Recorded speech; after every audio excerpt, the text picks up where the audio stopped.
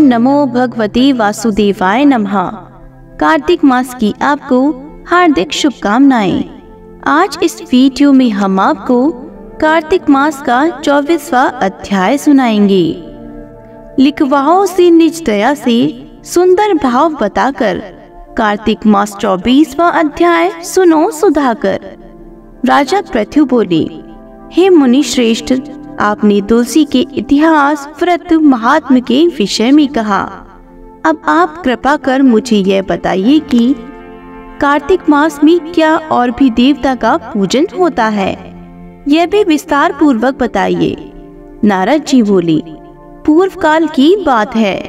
सहाय पर्वत पर करवीकर में धर्मदत्त नामक विख्यात कोई धर्मज्ञ ब्राह्मण रहते थे। एक दिन कार्तिक मास में भगवान विष्णु के समीप जागरण करने के लिए वे भगवान के मंदिर की ओर चले। उस समय एक पहर रात बाकी थी।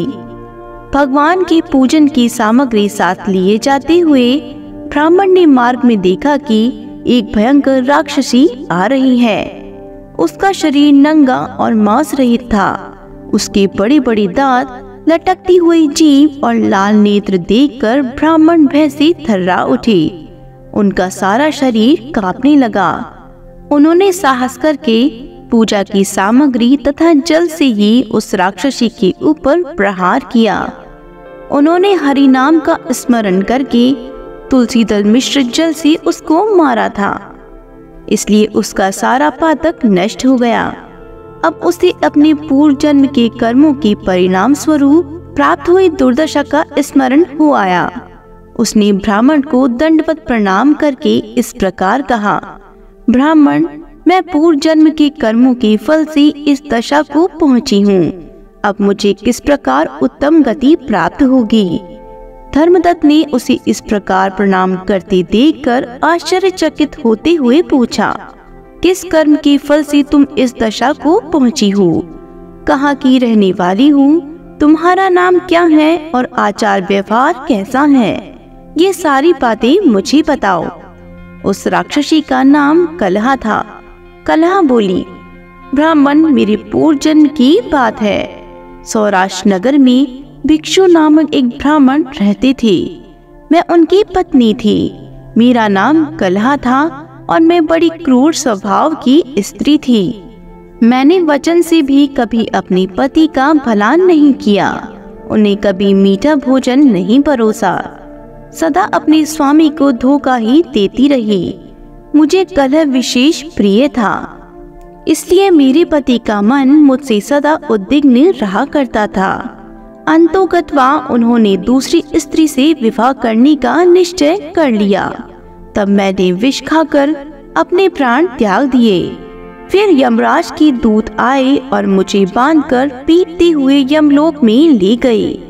वहां यमराज ने मुझे देखकर चित्रगुप्त से पूछा, चित्रगुप्त, देखो तो सही इसने कैसा कर्म किया है। जैसा इसका कर्म हो उसके अनुसार ये शुभ या अशुभ प्राप्त करे। चित्रगुप्त ने कहा, इसका किया हुआ कोई भी शुभ कर्म नहीं है। यह स्वयं मिठाइयाँ उड़ाती थी और अपने स्वामी को उसमें से कुछ भी नहीं देती थी। इसने सदा अपने स्वामी से द्वेष किया है, इसलिए ये चमगादुरी होकर रही तथा सदा कले में ही इसकी प्रवृत्ति रही है। इसलिए ये विष्टाभोजी सूखरी की योनि में रहे। जिस बर्तन में भोजन बनाया जाता है उसी में ये सदा अकेली खाया करती थी। अतः इसके दोष से ये अपनी ही संतान का भान करने वाली बिल्ली हो। इसने अपने पति को निमित्त बनाकर आत्मघात किया है, इसलिए ये अत्यंत निंदनीय स्त्री प्रेत के शरीर में भी कुछ काल तक अकेली ही रहे। इसे यमदूतों द्वारा निर्जल प्रदेश में भेज देना चाहिए।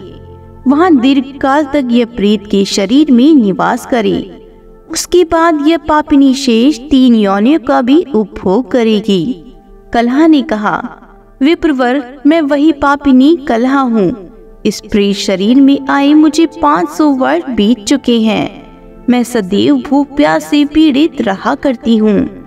एक बनिए के शरीर में प्रवेश करके मैं इस दक्षिण देश में कृष्णा और वेणी के संगम तक आई हूँ। ज्यों ही संगम तट पर पहुंची, त्यों ही भगवान शिव और विष्णु के पार्षदों ने मुझे बलपूर्वक वन्य के शरीर से दूर भगा दिया। तब से मैं भूख का कष्ट सहन करती हुई इधर उधर घूम रही हूँ। इतने में ही आपके ऊपर मेरी दृष्टि पड़ गई। आपके हाथ से तुलसी मिश्रित जल का संसर्ग पाकर मेरे सब पाप नष्ट हो गए हैं। द्विजश्रेष्ठ, अब आप ही कोई उपाय कहिए। बताइए, मेरे इस शरीर से और भविष्य में होने वाली भयंकर 3 योनियों से किस प्रकार मुक्त हो जाऊंगी।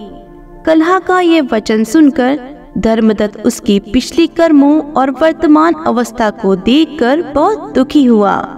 फिर उसने बहुत सोच विचार करने के बाद कहा, इसी के साथ 24वां अध्याय संपूर्ण होता है। कार्तिक मास की सभी अध्यायों को नियमित रूप से सुनने के लिए हमारे चैनल को सब्सक्राइब जरूर करें।